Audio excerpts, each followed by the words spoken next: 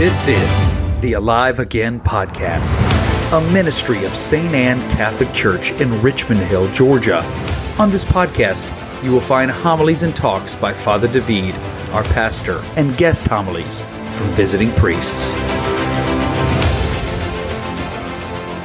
You know, this is one of the greatest days of the liturgical year because of the great promises that Jesus promised to all of us who participate properly in the Divine Mercy Sunday. It used to be called just the second Sunday after Easter or second Sunday of Easter, but now because of this image and because the church responded to the wish of Jesus that was passed on through this strange nun in the middle of nowhere in Poland in the 30s of 20th century, the church responded to Jesus' wish. First, the church had to believe that it was Jesus' wish, and now calls this Sunday Divine Mercy Sunday. And if you look into the calendar, the liturgical calendar of the United States, that's what it says there. I wanted to talk about this image, the image that Jesus himself requested, and it is painted the way he requested, and then explain to you what can happen if you pay attention to it. First of all, why would anyone paint an image? If you've seen any beautiful images throughout your life, you know that the painter was painting something he thought was beautiful, he thought was worth seeing, and he didn't want to be the only one seeing it. Now, but you can go to a painter as well and explain something. Now, these days you can show a picture, but in the past you couldn't show a picture. And yet we have so many beautiful images of battles. I don't know if battles are beautiful, but if you go to museums, sometimes for example, you look at the battles of Alexander the Great or great kings, and you just in awe of the detail. Why? Because someone said to the painter, this is what happened. Paint it. And they did.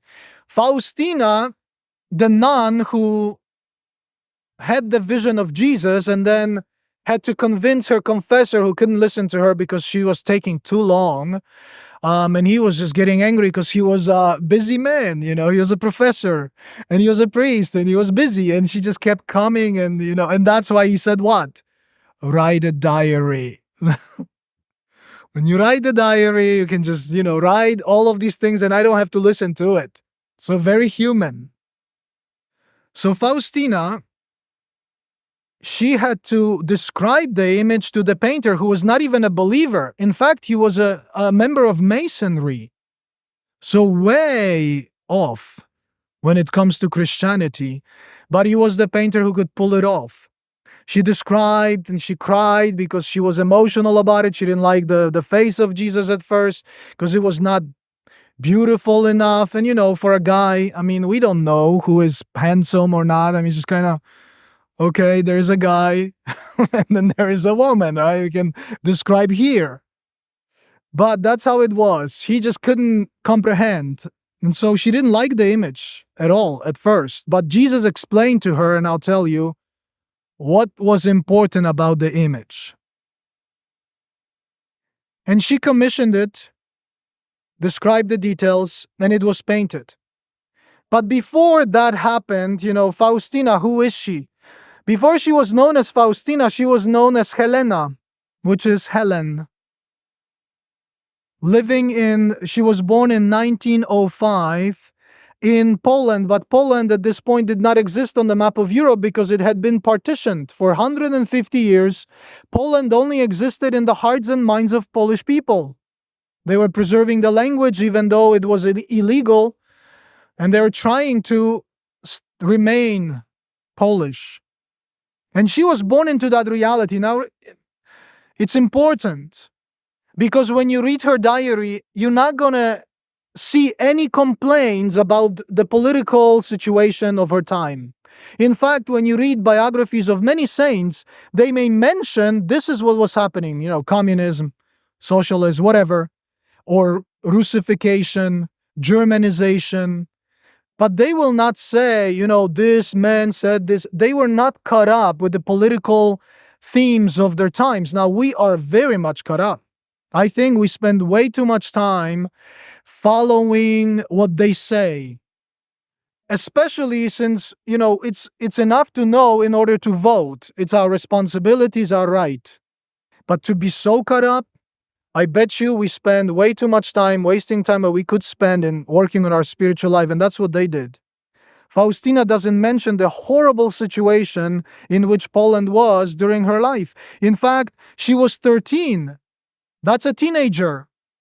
Teenager going through her own thing as a teenager when Poland regained independence. And all she writes about is really how life in her family was difficult, not because it was not a loving family. It was very loving family, but they were very poor. If you go to Głogowiec, the village, we went there last year with the people who went to Poland with me, and we went to this humble house that would fit into this sanctuary. 2 rooms, 1 and 2nd. The family lived there, and she had to help her younger siblings. She had to help her mother. She had to help her father. And back then, the authority of a father and the authority of a mother was not like today in many cases. When the father said, "You're not going to be a nun," meant you're not going to be a nun. And she had to work to convince, to do something to show like God really wants me to show it to me. They decided. And she went through all of this. That's how she learned reality of life. She wasn't melancholic, sitting there and thinking like, "Oh, I wish it was nicer. I wish I had more dresses. I wish I had, all of these things." In fact, when you read her biographies, you realize that sometimes she couldn't go to church during the week, which was 6 a.m. Mass. She couldn't go. She wanted to. Why?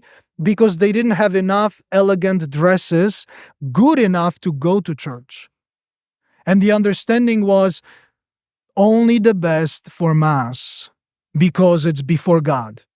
So she sometimes wouldn't go to daily Mass because her sister was wearing the dress. Now we have very casual culture today, and we will see the fruit. Let's just wait a little bit. It's very different now. Some may say better, some may say no. Well, we'll see. But it's very different. So Helena, without complaint, she became nun later on, and she wrote a diary as Faustina. That's the religious name she received. 6 regular-sized notebooks where she wrote her encounters with Jesus and her spiritual experiences in confession, at Mass, and in prayer. Only 3 things. She did not write anything about great pilgrimages, great travel. All of these 3 things are available to you anytime you want. Confession, Mass, and prayer. That's all she writes about in this 1,000 pages mystical classic of 20th century, which is translated to every language known in the world right now, just like the Bible. Then she died at 33. Not very long. Not a significant life. If someone looked at her life, she would say, like, okay, she lived. No one knew about it really, and then she died. No one knew about the diaries. She was considered some of the nuns consider her holy. Some of the nuns hated her.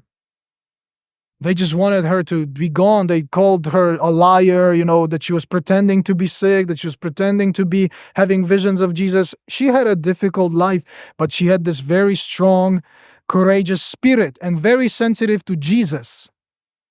And that's why Jesus chose her.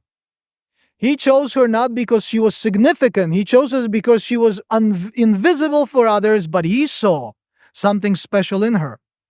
And so we come to the most important moment that resulted in this image that we have here in the chapel, usually in the side there. If you want to go right next to the relic of St. Faustina, first-class relic, a bone. It's one of the biggest in private collection in the world, which is mine. So when I leave this parish, I'll take it with me. I'll tell you where I will be so, you can see Faustina. She's coming with. But this is what happened.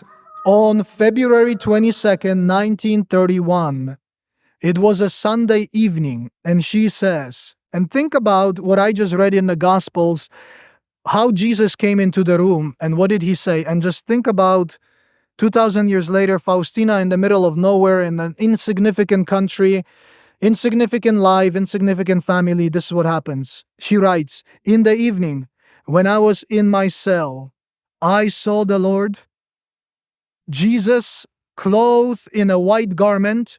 One hand was raised in a gesture of a blessing, the other was touching the garment at the breast. From beneath the garment, slightly drawn aside at the breast, there were emanating two large rays, one red and the other pale. In silence, I kept my gaze fixed on the Lord. My soul was struck with awe, but also with great joy. After a while, Jesus said to me, "Paint an image according to the pattern you see, with the signature, 'Jesus, I trust in you. I desire that this image be venerated first in your chapel,'" which was a small chapel of this congregation of nuns, "and then throughout the world." "Oh, not a big deal. No problem, Jesus. When do you want it? Tomorrow?" She did not know how to paint. She didn't know what was happening. And then later on, we read about how she was just kind of overwhelmed with the whole thing because she knew it was Jesus. She was accustomed to seeing him, which is bizarre enough, and having conversations with him, which is bizarre enough. But her confessor was a professor and a Jesuit priest at that time. They were the most solid in spiritual life. And that's what she needed. And he believed her. And this is what Jesus says about this image. "I promise that the soul that will venerate this image will not perish." Do you understand? That Jesus says that if you venerate this image, you will not be condemned. No matter how your life will go, somehow, by His grace, you'll be able to straighten it out. That's not a small promise. Given that many people are afraid of condemnation, and then that's why they deny Jesus. They say he doesn't exist because they don't want him to exist because they're afraid. But he says to them, "No, I do exist, and just come to this image and I'll give you what you need." He says, "I also promise victory over all of your enemies already here on earth." You have enemies here on earth? You don't know what to do? You don't know how to get out of the situation? Jesus says, venerate this image. Imagine the whole government venerating this image. Maybe we would not have to believe so much in nuclear power, all the powers. More weapons and more weapons it's too much. It's too much. Fulton Sheen said this, that if we don't stop believing so much in human beings and we don't stop the crimes against humanity, the next war is nuclear war, because that's the only answer that we can expect. And it seems like it's going this way. And, like Faustina says, when the problems come, people are dancing and doing everything like nothing happened. They don't want to acknowledge we are in trouble. But Jesus says, even if you are in trouble, come to me. Especially, he says, in the hour of death, I myself will defend you as my own glory. Can you imagine? I've met people like this at the hour of their death. When I would come in, I don't know the situation, I'm called in to anoint, but I say to them, please pray the Divine Mercy Chaplet, because Jesus says, if you pray the Divine Mercy Chaplet at the side of the dying person, he doesn't say practicing Catholic, he doesn't say pious person, he just says person. If you pray it, I will defend this person from the wrath of my Father. I will stand between my Father, who is dangerous to us if we mess up, and the sinner, and I will defend him. How is that not a great promise? Now, I bet you some of the people didn't do it because they didn't know what I was saying. So I would give them a little card, and here's the prayer. Learn the Divine Mercy Chaplet if you haven't yet, because if you come to confession, high chances I'll give it to you as, penance. You want to know it. It's one of the most powerful prayers in the 21st century. Miraculous promises. Simply put, Jesus promises that the soul venerating this image will save the soul for final salvation. Now just imagine, this is God Himself standing in front of an insignificant creature, unveiling the veil that is between the glory of God and us, just like you see here. That's what Faustina calls this image. She says, when you look at this image, it's like unveiling the mystery of God. It's not like a picture, it's more than a picture, because it unveils to you the mystery of who God is. That's what He is. He is encountering you. He's not static. He's not standing and asking you to adore Him. Here you go. Adore me. He is moving towards you with a gesture of a blessing. You know the final blessing at Mass? The most powerful blessing one can receive. Why? Because it's the priestly blessing. Why is the priestly blessing so powerful? Because it's Jesus' blessing. People will ask sometimes after Mass, Father, can you bless this child? Can you bless me? Can you bless this object? Can you impart something that doesn't belong to you but belongs to Jesus? And I do it. Now imagine this, every time you go up to this image, or you have this image in your house, and things are going as they're going, rough or good, whatever, you look at Him, and what is He doing? He's blessing you. He's giving you His priestly blessing because Jesus is the high priest. That is not a small thing. You know, so millions of people now have venerated this image. And there is a great feast now in Krakow, Poland, where Faustina died. And there is a small chapel that their chapel would fit into, again, 1/3 of our church. I love that chapel. It's one of the most peaceful places on earth to pray, in my opinion, for me at least. This image, exactly the same one, is in the side chapel. And people continuously just keep coming, receiving the blessing. And I see we have devout people to this image in our parish. After every Sunday Mass, they go there, light candles. But there could be so many more. It's not like we all don't need those graces that Jesus promises. To get to know Jesus for Faustina was everything. That's why He chose her. St. Paul says this, compared to knowing Jesus, everything else is rubbish. If I wanted anything for my people of my parish, would be the desire to know Jesus above all things, because now we are so focused on knowing things. But to know Jesus is the most important thing. I don't know if you have secured that. At the end of our life, we want someone to stand there and pray the Divine Mercy Chaplet, for example, or when I die, I want someone to say Masses for me. So I secure in my last will, whatever is left of me, monetary-wise, there is a percentage that is to be separated for perpetual Masses for my soul. Because I don't perceive that it may be in a I may be in a situation where I'm literally by myself, no one around, and I die. The diocese will know and someone will say Masses. But are you sure that in your family your children know how to pray when you're dying? Are you sure that your grandchildren will actually pray when you're dying? Are you sure? Because if you're not sure, you better get to it. That there is someone to say the words that are sacred.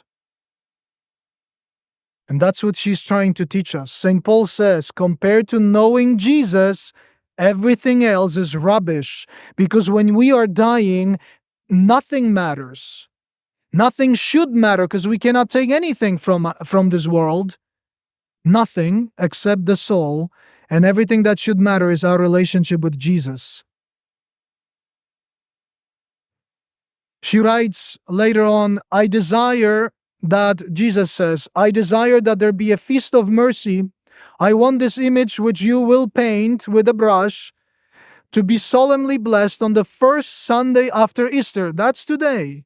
That Sunday is to be the feast of mercy. Can you imagine this nun sitting in this chapel, hearing all of these things and saying first, I'm not a priest, I'm not a bishop, I'm not a pope. These things have to go through all of those. The Pope has to do it, and you know who did it? John Paul II. when he defined the Feast of Divine Mercy as the second Sunday, responding to direct wish of Jesus, he said it was the happiest day of his life. Why? Because he fulfilled Jesus' desire. If you are like this, remember, if you are focused on doing God's will in your life, whether you're married or not, whether you have children or not, whether you're married and have children or not, if you focus to doing God's will, that's how you're going to feel fulfilled. You know, recently Shia LaBeouf, this troubled actor, right, was received into the Catholic Church, and he converted because he was playing Padre Pio, and he got so into this role that when he was celebrating Mass or pretending to celebrate Mass, he felt like as if Padre Pio, was with him, and the host, even though it was a fake Mass, for him it wasn't. He said, I knew Jesus was there. And if you know Shia LaBeouf, I mean, he had some troubled career, let's say that. Even when he was in Savannah, he was arrested. Now, this man says that he understands what fulfillment means. It doesn't mean that I get all these new things as he was. I do this, I get happy, I do that. It's not it. It's to contemplate Jesus and to try to do his will in my life. That's what fulfills me now. And then Jesus writes, I desire that priests proclaim this great mercy of mine towards souls of sinners. Let the sinner not be afraid to approach me. Where is he supposed to approach me? Approach Jesus in confession. The ocean of mercy. Notice what is establishing today. When I was reading the gospel, Jesus says, peace be with you. Receive the Holy Spirit, whose sins you forgive in confession are forgiven, whose sins you not forgive, which is another option, are not forgiven. I exercise both of those options in confession. Sometimes I forgive, most of the time. Sometimes I don't, because I can't, according to Jesus. It requires humility, basic humility, to come to confession and say, bless me, Father, for I have sinned. It has been years since my last confession, or it has been a week since. It requires humility. Now, those who say, oh, I'm not going to go to another guy to confession. Oh, I'm just going to go and confess to God himself. Filled with pride. They are filled with pride. Humility has no room in that heart. And that is why Jesus will say, some, even at the hour of death, will reject me. From the inside of my heart, I give them grace and they will reject me. Well, that attitude starts here, now. Bless me, Father, for I have sinned is an act of great humility, and it's life-saving. Jesus continues, they distrust me, even when I am going through my great pain. Even my death is not enough for them. He's talking about us. Sometimes we don't stop even on Good Friday with our enjoyment of life.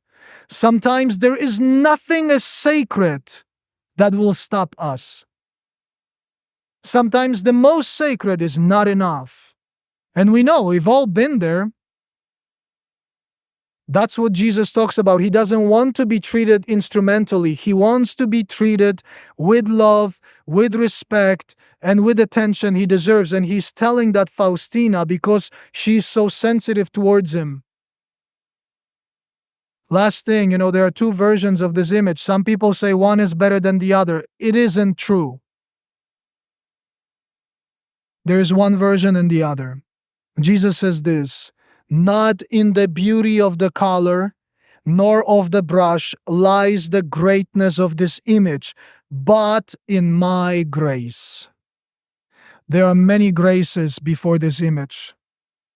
I have seen people who were dead spiritually, and they looked at Jesus the way he's looking at them from this image, which is exactly the way he was looking at humanity from the cross, Faustina says, with no judgment, with no anger, no disappointment, just love an invitation. Come to me.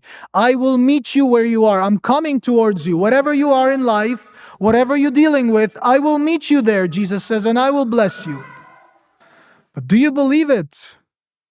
That's the million-dollar question. Will you believe it? Will you come? Will you bend your knee? Will you bend your back? Will you show him humility? Thank you for listening. If this podcast helped you grow in your Catholic faith, consider subscribing, sharing with others, liking, or leaving a review wherever you listen.